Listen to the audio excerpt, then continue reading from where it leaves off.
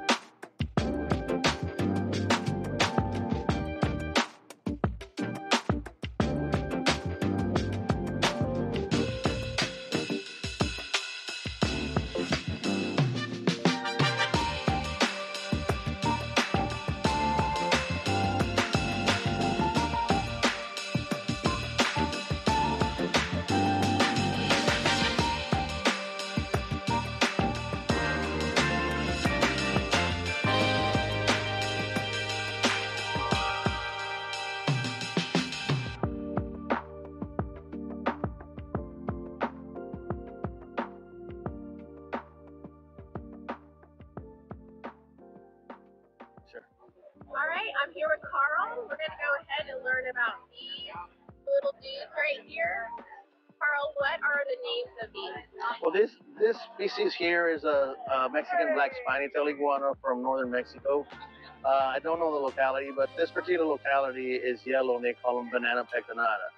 They come in many different colors. They come in black and white. They come in blue and white, black, orange. Some are even green.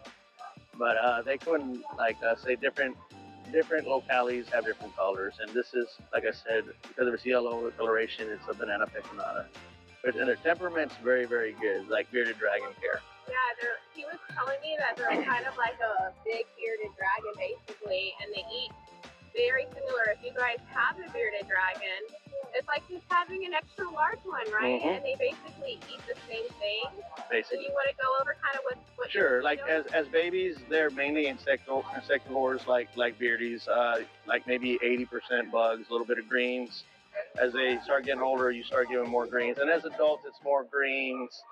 And then you can give them insects, even like small mice or pinky rats as supplement. There's supplemental, food items.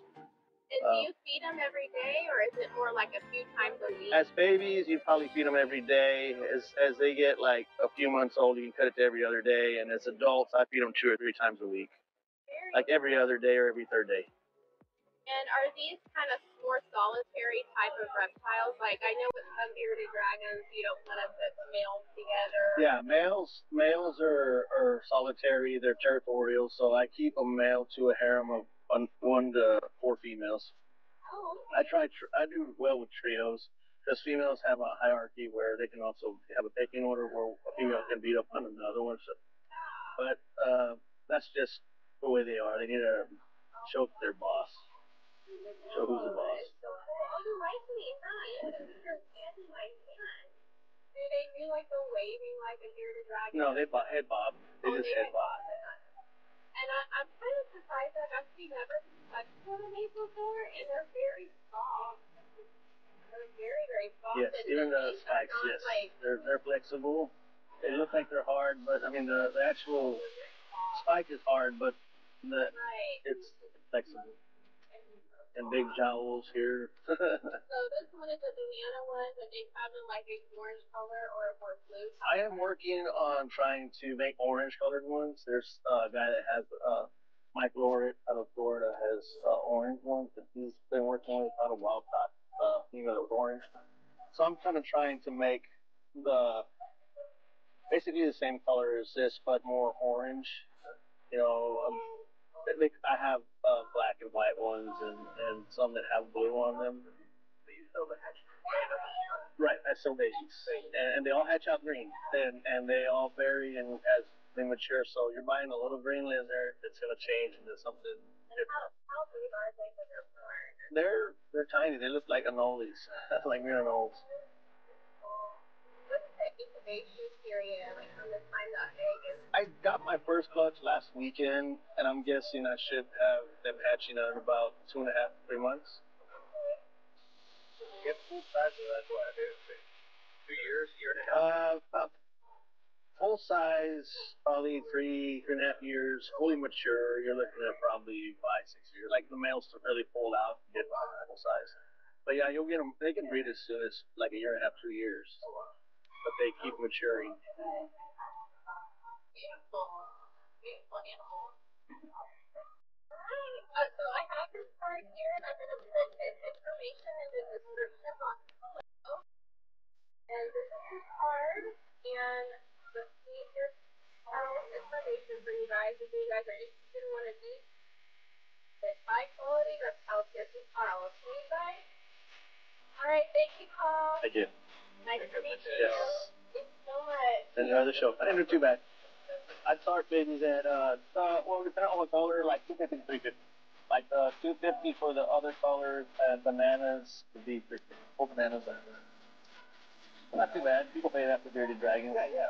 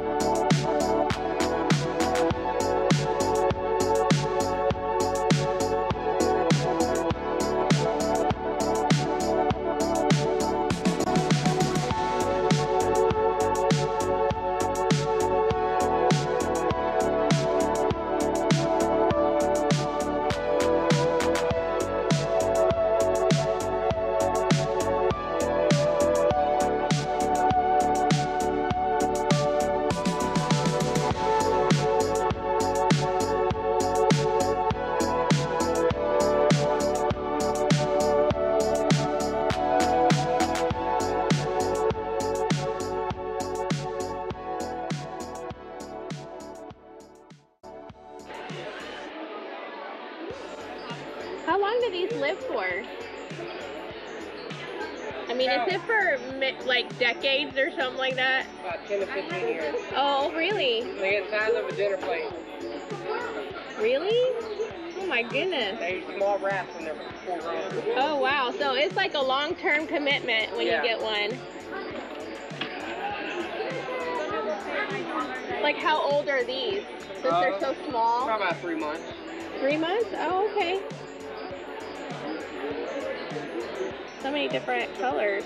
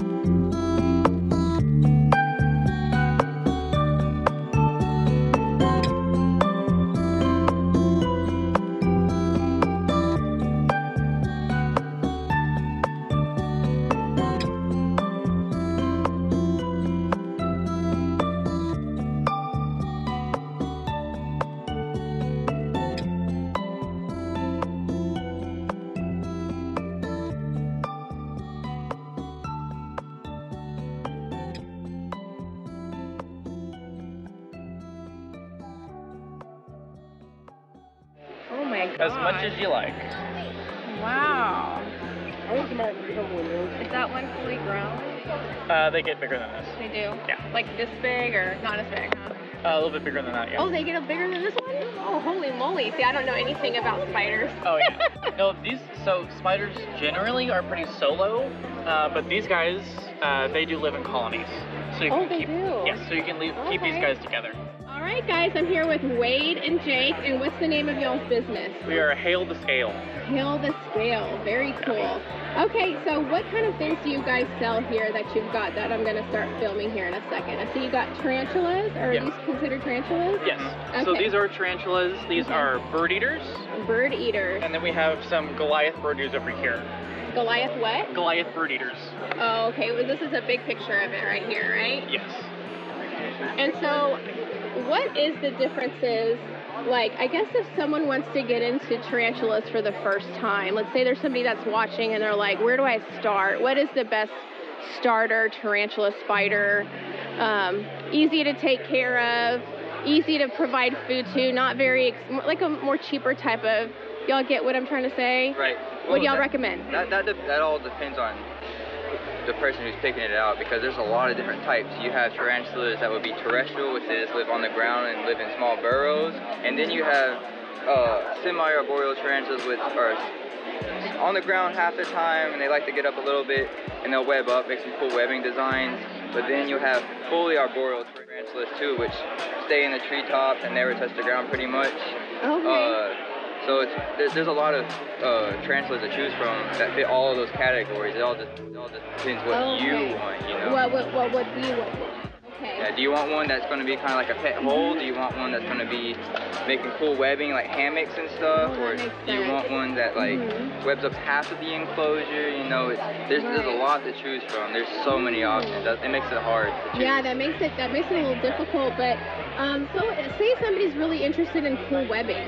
You know, like someone that wants to come home and look at some cool webs every day or something like that. Which one would you recommend? The Socotra Island blue baboon tarantulas. These guys make some cool webbing. They're also communal species, so you can keep them with more than one. There's not really a limit how many you can keep together. Very cool. Do these bite? Like, can you hold them, or are they kind of aggressive? These guys, you can hold them. They're more aggressive than, say, like a curly hair or a pink-toe tarantula. Okay. And they don't have any urticating hairs like the pink-toe and curly hair, so their venom's a little bit more stronger. But people do handle them. Okay. And what do you feed these guys? Do they eat like crickets and roaches? Yeah. So it depends on what you would like to feed. Some people like to feed roaches because like you don't have to worry about them eating on your tarantula. Some people feed crickets. Some people feed superworms. There's a lot of things you could feed them. Is it feeding every day? No. Or just like once a week or a couple times a week? So the way that I feed or gauge feeding off of is their butt. So pretty much I try to keep... Is that a different spider? Yep. Oh, okay. This is a Mexican fire leg. That's a beautiful spider. Oh my gosh. So I gauge their feeding off of their butts. I try to keep their butt around the same size as their midsection. His butt's a little bit bigger. You can overfeed tarantulas. This isn't anything to worry about. But I would skip a couple weeks of feeding until it shrunk down a little bit. Because say like if they had like a little fall or something in their enclosure and they were a little bit overfed, and it could burst, and that would be fatal to them. So you want to make sure not to overfeed your tarantula. So you do have to keep your prey item size in mind. Okay, that's cool. We have a bearded dragon, and we know that you have to feed the feeders like the width of the eyes. So it's interesting how all different kinds of species and animals have what they. Unless you're a tiger or something, I mean, you can eat however much you want, right? Exactly right. So it's like this one here could take a feeding? Is that what you're saying? This is my husband, Gio, by the way. Nice to meet you. So interesting. Whenever. Or this one, I would. Yeah, he could eat. I would probably. Because his butt's a little smaller, right? I would probably let it shrink down another week or so, and then give him a little bit bigger meal. Oh, okay. And then I can go like a month without feeding him again. Are those his eyes on top of him? Yep, right there. Those are his eyes. This is a striped knee tarantula. It's a great beginner one. This one's not the best for handling because they're a little bit more flighty. Okay. You know, so they like to get away from you. Yeah. Curly hair tarantulas are good. They tend to be pretty chill once they get out. So how did you get into this? Oh my gosh, you're gonna hold it, aren't you? Well, I lost my job. I lost my job because of COVID. Okay. So, and then, I don't know, just I opened up a pet store one day. But I'm saying as far as like your interest in them, I mean that began a while back, right? Yeah, so, well, everything on this table I was scared of pretty much 2 to 3 years ago.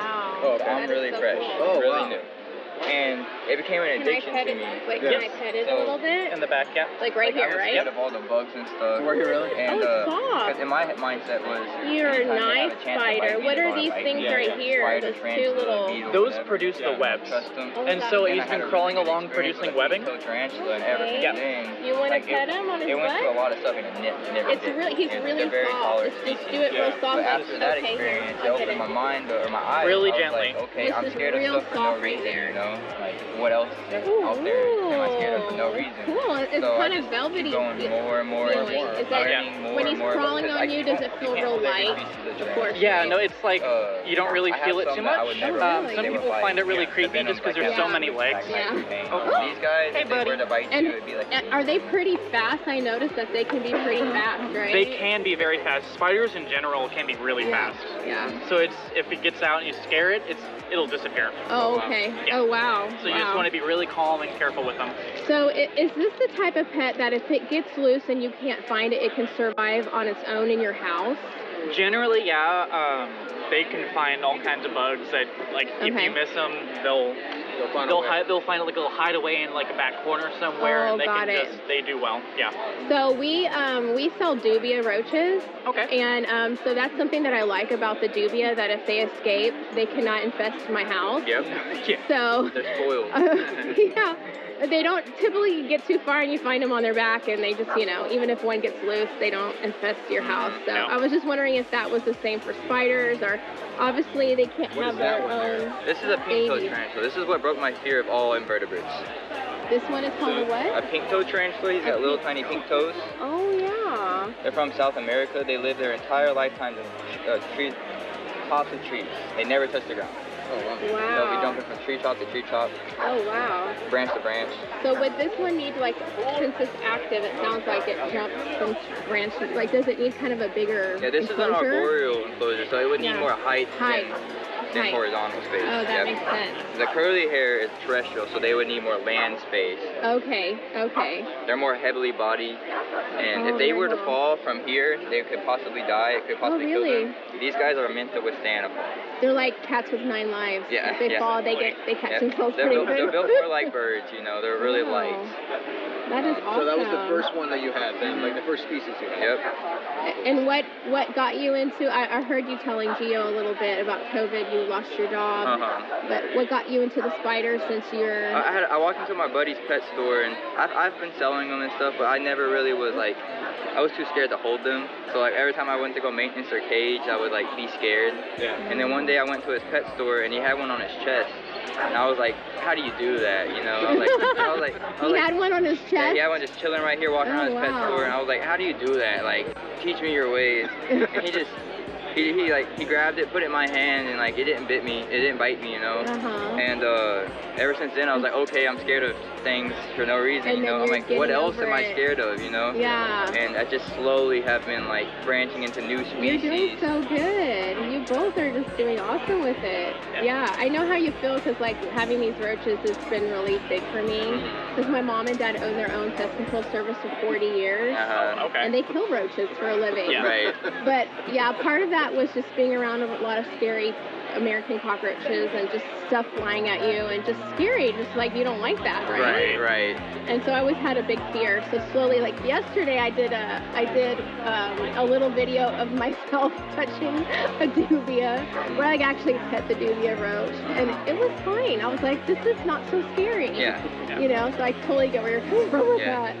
So that's awesome. So thank you guys. Do you have any social media or where the guys can find you? You can find us on Facebook, Instagram, or more likely on the Hella Scale. Okay, do you guys have a card? Oh, there we go. Sticker. Awesome. Oh, yes, we will have a sticker. And awesome. There's a business What is card. that one? What is that one Scale. that's like it's like a... You guys enjoy it. Thank you. I'm gonna look. Are these frogs? Okay. Those are dumpy tree frogs. Are these like dart frogs? These are tree frogs. These are we do have dart frogs. Oh, they're right here, right? Yeah, these are tomato frogs.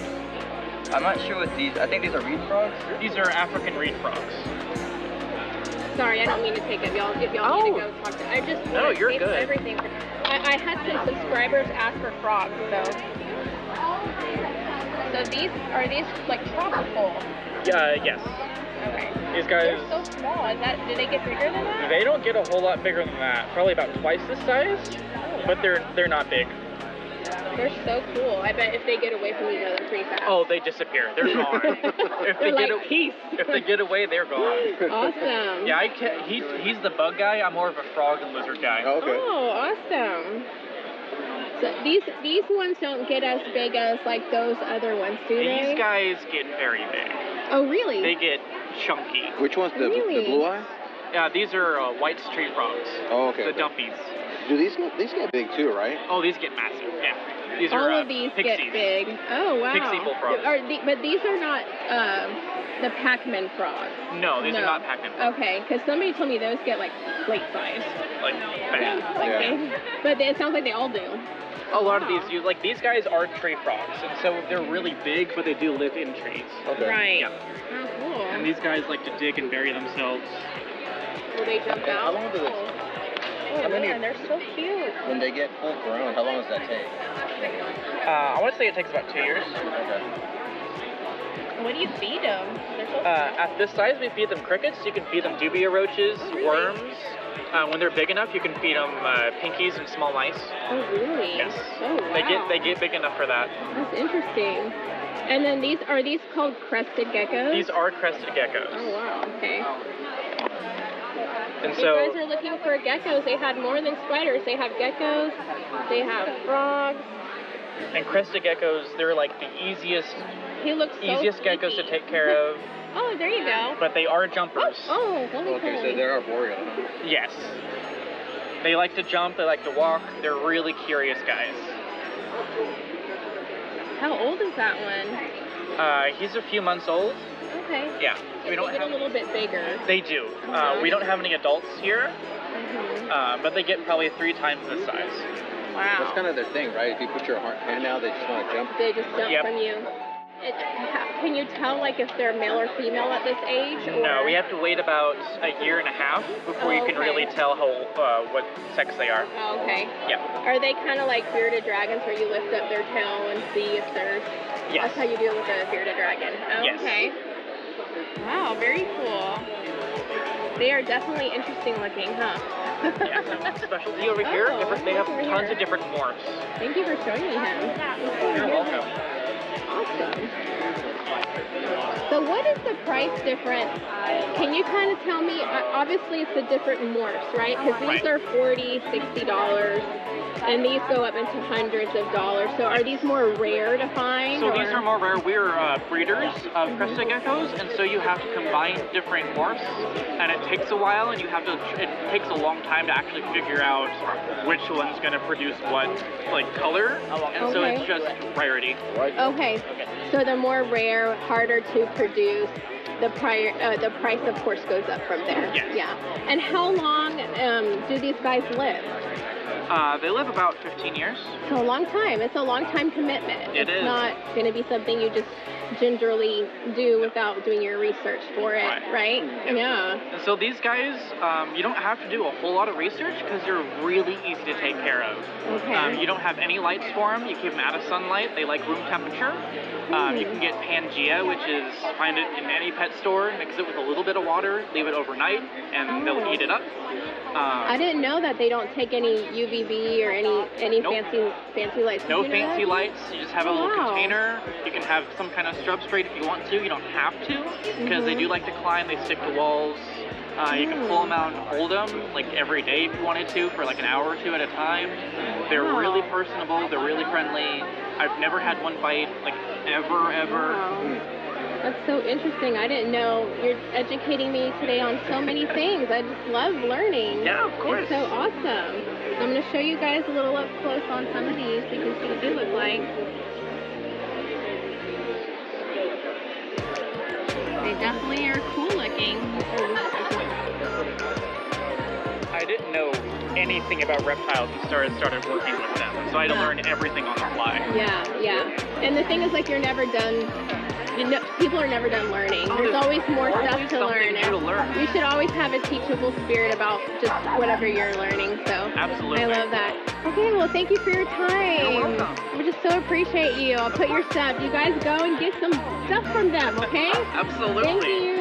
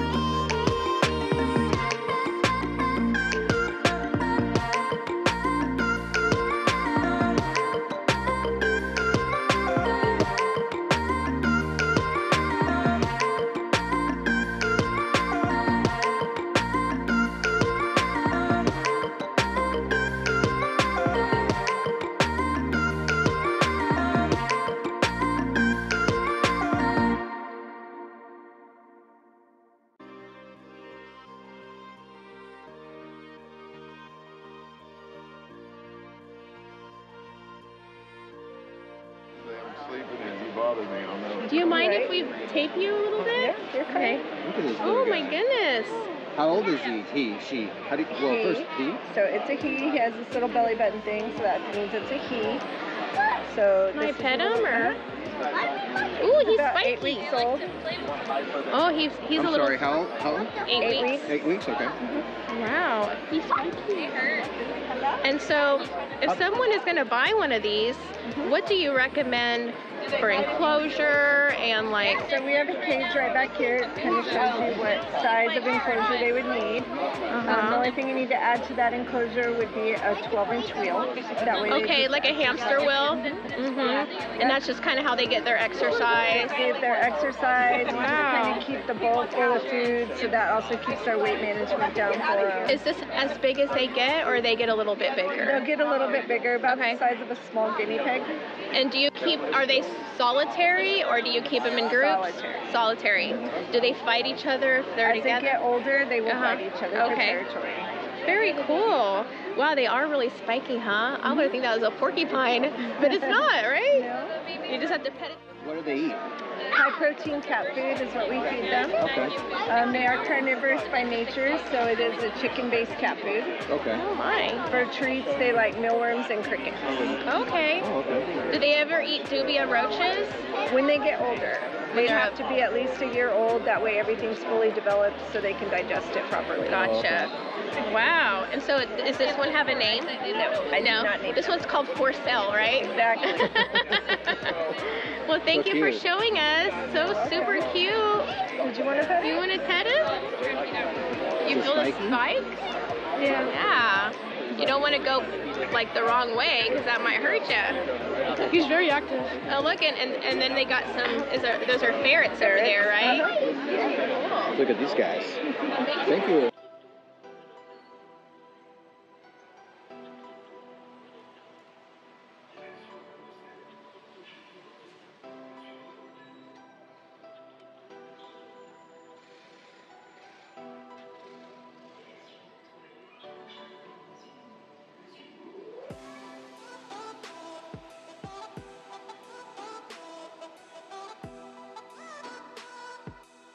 About, because I don't think I've ever seen, I mean, I've seen these, but I don't know that much about them, so I don't know, like, how it's, like, taking care of them in case someone wants to get one.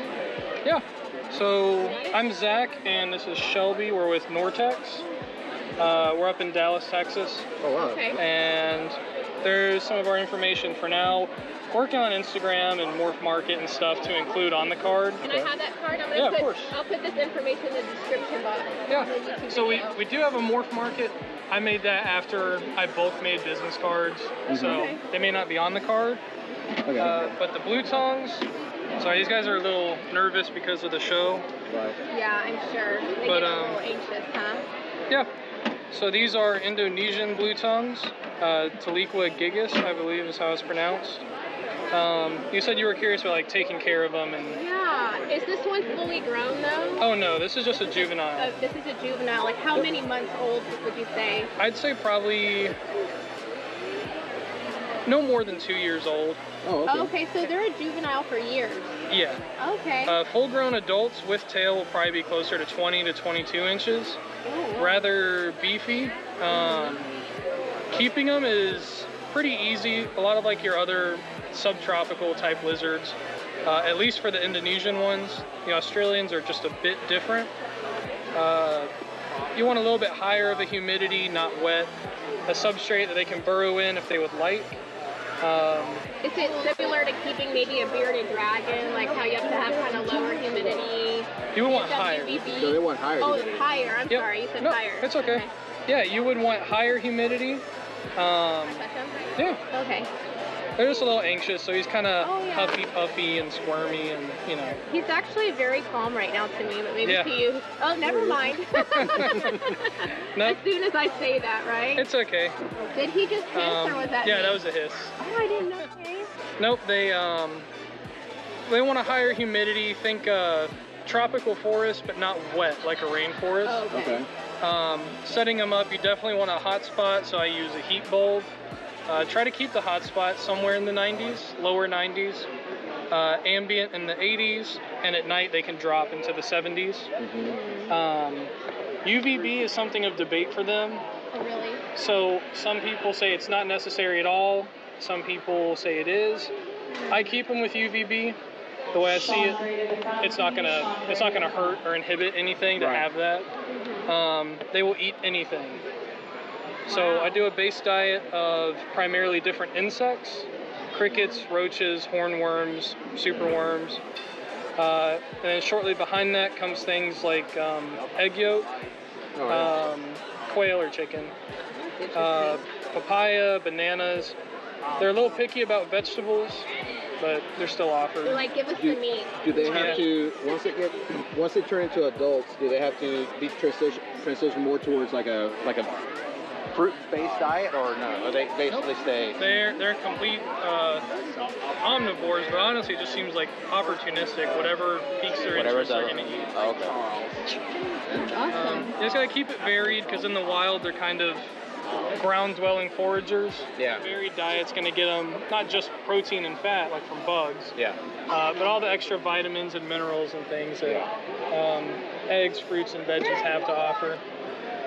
And light bearded dragons supplement with calcium. Yeah. I can't remember the brand of the multivitamin, but I sprinkle that in there every now and then too. Okay.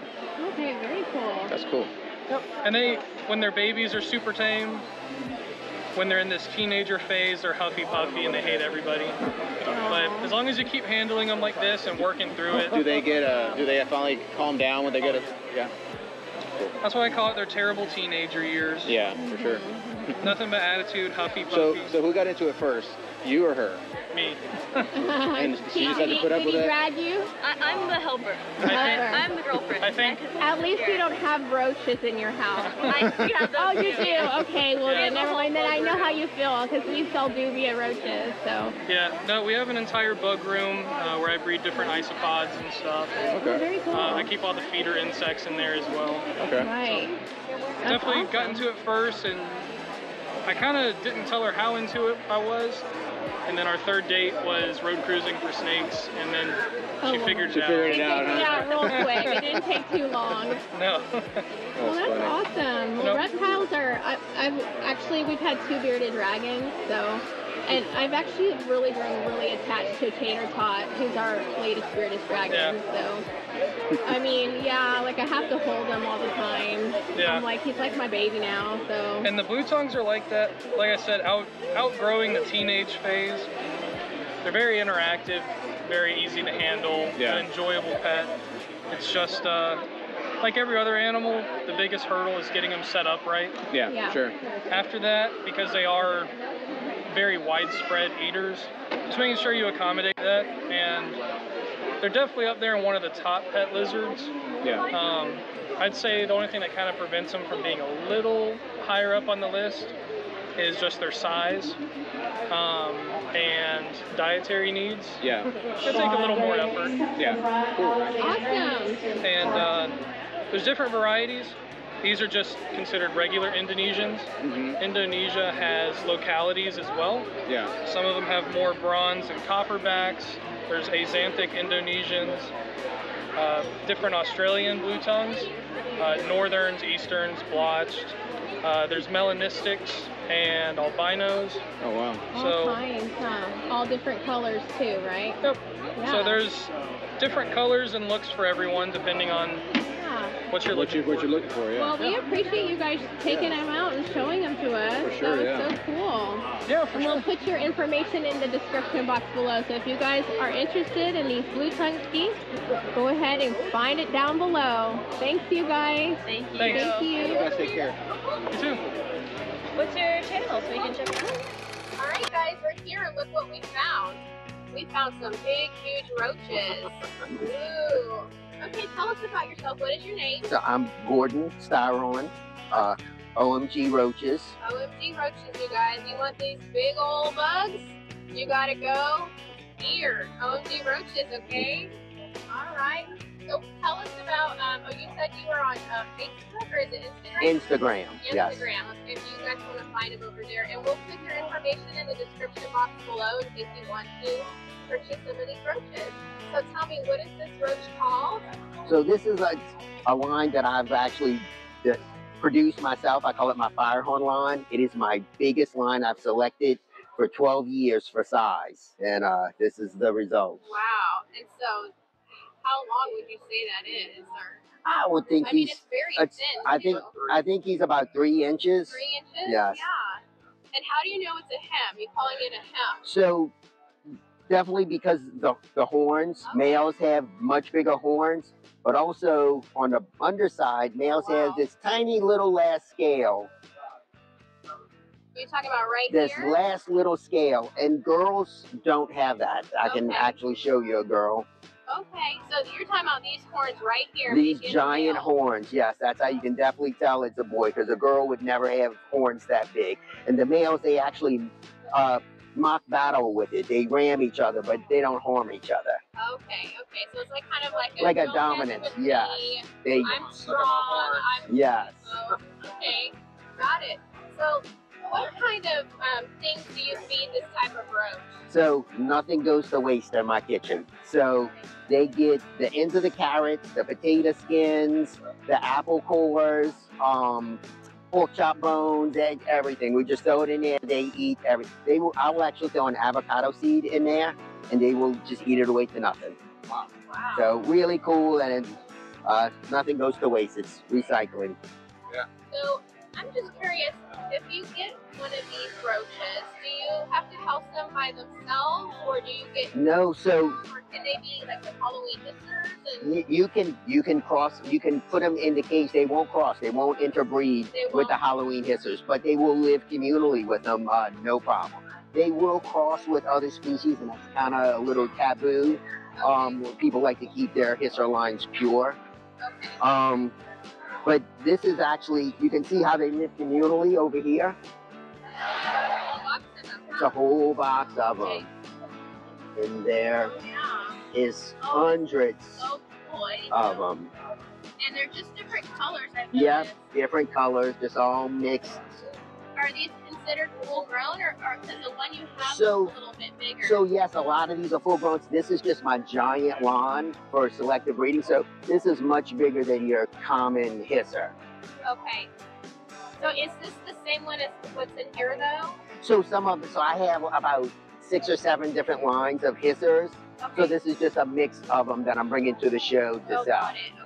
So if someone wanted to buy this kind though, tell them exactly what the name is. So this is my Firehorn line. It's a common hisser that I've selectively bred for 12 years for size. Okay. And what's the pricing on one of those? So I think we have those 50. That guy's not for sale. Yeah, that guy's not for sale. he's not for sale, but I sell his offspring $15 a pair. Oh, okay. Okay. Oh, I'm sorry, 20. Was it? I'm sorry, I'm getting nuts. $25 a pair. Is this the baby? That's his babies, yes. Oh, let me see. Oh, that's. Let me put him back. Oh yeah, definitely. So you're just okay. So he's not for sale, but his babies are. So you guys. And there's his little babies for sale. And that's a boy and a girl. And you sell them as pairs, or you sell them as one? No, I sell them as pairs. So this is a boy and a girl for $25. You know it when they're living like this. So you remember I told you that little bottom scale? Yeah. Okay, yeah. Oh, and they're very light on the bottom, huh? That's not right. Here we go.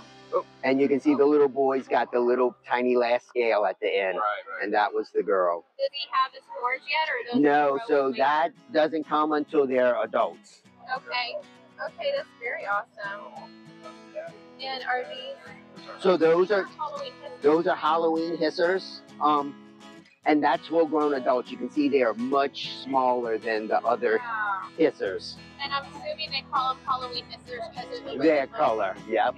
Yeah. So some have more the reddish pronotum, right? Yes, I've actually been. A lot of other breeders are doing it too, but I have been breeding for the orange heads and moving away from the ones with the black heads. Okay. Just to make a brighter, lighter colored hisser. Okay, awesome. All right, you guys, if you guys want some of these really cool roaches, and let's just talk about the dubia real quick. Oh, all right. You said you have different forms. I do. So most people just breed them for feeders. I like to play with the genetics. So at home, I have a solid orange line of the dubia, and I have a jet black line of the dubia. I also have a few other. I have another line of dubia that have the death head patterns, just like the death head cockroach. Yeah, and I just breed for genetics. I'm not really breeding them for feeders. Oh, yes. Okay. Can I pick this up and show Yes, them? yes. Okay. Those are leftovers that didn't make the cut for my projects. All right. Yeah, I've noticed how some are really dark, and then some are like caramel colored. Yes. That. Yep. And so that's just all genetics. That's all genetics. Just kind of yes. That's really interesting to me. I breed several color morphs of the dubias. Yeah. Oh, I have that. So I'm waiting for some eggs to hatch on the Saucier's giant sand roaches. Those are really cool. Yeah. These are Halloween hissers. What are these ones called? So these are Princess Cedar Black or Grandia, the vibrant hisser. This is a common hisser that I've selected for size. This is the flat horn hisser. It's a very thin top to bottom, like a credit card. Oh wow.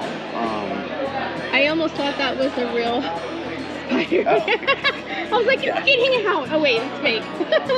This is another two cool species, the Suriname and the shadow roaches. Oh wow. To me, they're like one of my favorite roaches. So I have an ice chest full of them, ice chest size tub full of them, and I threw a rotten pineapple, a bag of bad kale, and a bunch of other stuff from my refrigerator, and in 2 days they turn it into black soil. I can take my grass clippings, throw it in there, 2 days, black soil. Decomposer. It is the best compost. You don't need those big giant turning it's just those. Are those big in there? Because they say dwarf. It's a little small roach. Oh my goodness, I barely see anything in there. It's hiding. Yeah, they're in here. Oh, I see them. them. There they are. Oh, I see them. Oh, is that them right there? That's them. Oh, wow, Yep. There's a bunch of little babies. But that's what the adult looks like. So they're just decomposers, huh? Yes, decomposers. Very cool. Are these? Oh no, those look kind of like Halloween hisses, but they're not. They're way too big. Yeah. Those are just Oh, those no. Oh, those yes, are those are they're tiger hybrids, should I say? Because I tried for years to breed the true tigers, and just it's a very difficult species to breed. So I hybridized them, and now it's just easy to take care of, easy to breed, just like the normal hissers. I gotcha. Wow. Really cool. These are so big. Awesome. Yeah, I've never seen one that big. I've never seen one that big before. That's years and years of work and selecting. Oh my goodness. Oh, and this is actually it is my calmest line of hissers. Are you guys together? Ladies and gentlemen, Yeah. all sodas that are Yeah, but at the concession stand she doesn't like are anything on this table. It's no surprised that she deals with all my bugs. Wow. Yes. So do you guys? Thank you so much. Thank you. Yes. Thank you so much. Thank you. Awesome. And put their cards down below. Okay. Thank you. All right, guys, we're here with Shane. Shane, tell us about your business. What is your business called? My business is called Cajun Hognose. I'm out of Opelousas, Louisiana, and I breed Western Hognose. So you came all the way from Louisiana to be at this show in Yes. Pearland, Texas? Yes. Awesome. Yes. You're a dedicated man. Absolutely. You want to sell some steaks. Yes. Okay, Yes. very good. Yes. So I see a little bit, you're kind of new to steaks. Okay. We've never had any steaks before. All right. I was telling Mr. Shane that I saw a hognose on was it Instagram or one of those reels, and it was a big, brilliant red one, and it was fanned out. Yeah. And I had never seen that before. So do you want to tell us a little bit about your steaks and what makes those kind of unique and why you got into hognose? Yep. The reason I got into hognose, breeding hognose, I grew up in Northeast Florida, 6 miles from the Georgia line. My sister and I, when we were small, we'd go outside herping, and we'd find Eastern hognose in the wild, pick them up and put them in our shirt pockets, and they would just stay in our shirt pockets. So, yeah, I was like 5, 6, 8 years old. Are these poisonous? They're considered mildly venomous, but their venom is not human, it's prey specific, okay? In the wild, Easterns eat toads primarily. In order for you to have an allergic reaction, you really have to let them chew on you, and chew and chew and chew. Because their rear fangs, their fangs are not hollow like hypodermic needles, not like any other venomous snake, okay? So they have what they call Duvenois glands, so it's more like a toxin that's in their saliva. It's used to paralyze frogs, that's what it is. Right, but like I said, when I was small, a kid, I would tuck them, me and my sister would run around with them in our shirt pockets. That's how I fell in love with them. And would you find them in the wild small like this, or they were probably full grown? These are babies. This one and this one was hatched out March 21st is our hatch date. And this is an Arctic Conda. They're probably about 2 months, 6 weeks? Yeah, about 6 weeks old, yep. Wow. And this one is a female Arctic Conda. Wow. So let's see the front of the face and why they're called the hognose. You see that, you guys?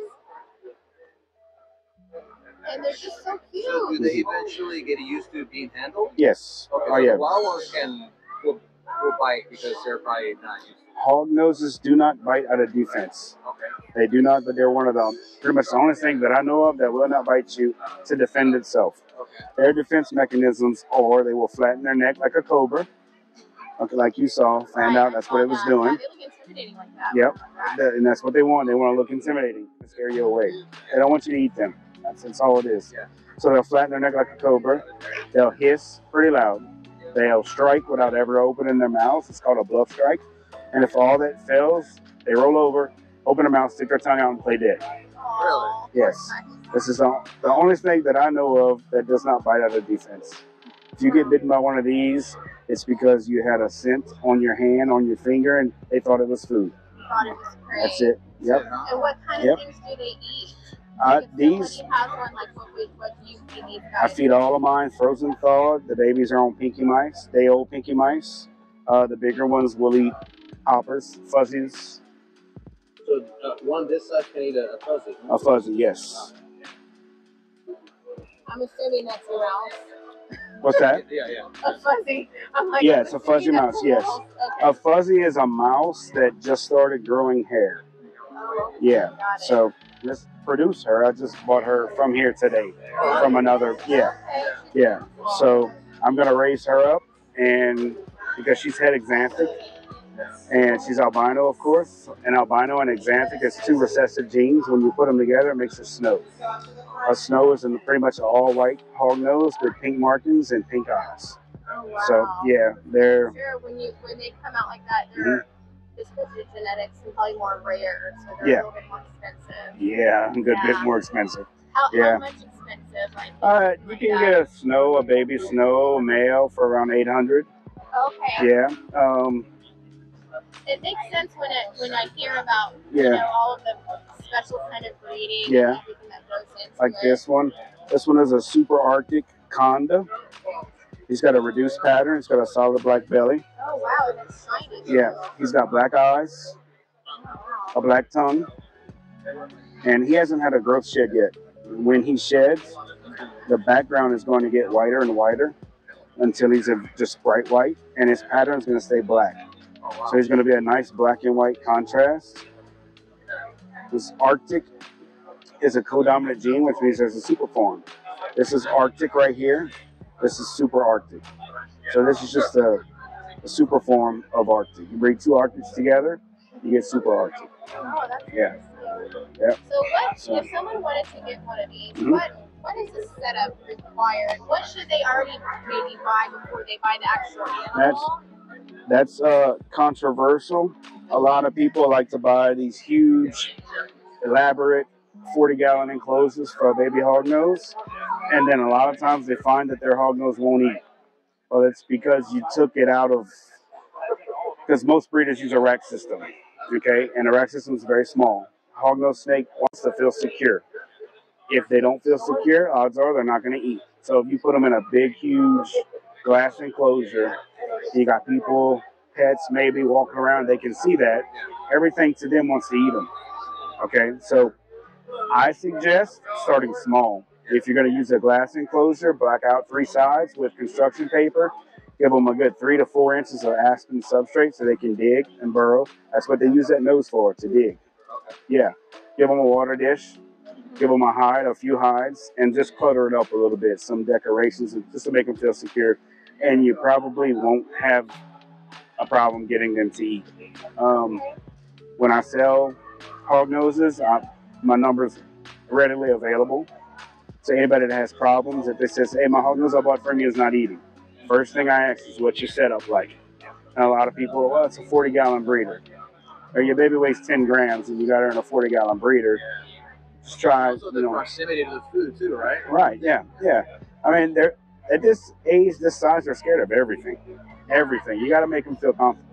And some people think it's cruel, put them in a small. It's not. It's what they would do in the wild is they would find somewhere like a rodent den that's abandoned. They'll find that, and they're going to stay in there. The only time they're going to come out is to find food and water. That's it. Yeah, but you're giving them water. It's readily available, and you're giving them food. So you give them everything they need. Yeah.